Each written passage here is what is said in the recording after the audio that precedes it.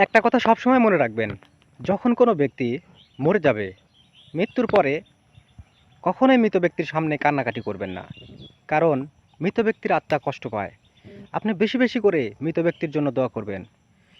হয়তোবা আপনার আত্মীয়, নিকট আত্মীয় মারা গেলে আপনার অনেক কষ্ট লাগবে, কিন্তু তারপরেও ধৈর্য ধারণ করবেন।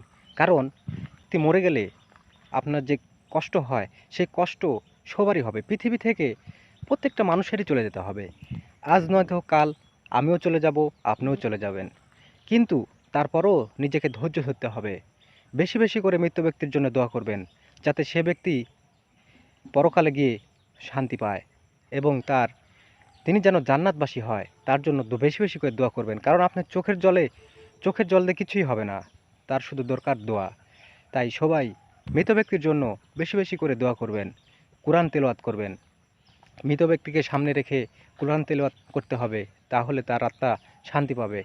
কখনো কোনো ব্যক্তি মরে গেলেও কান্নাকাটি করবেন না। যদিও চোখের জল ধরে রাখা অসম্ভব হয়ে যায়, তারপরেও নিজেকে কন্ট্রোল করে রাখবেন। আর যার আত্মীয় চলে যায়, সেই বুঝে কতটা কষ্ট। সবাইকে বোঝার তৌফিক দান করুন। আমিন।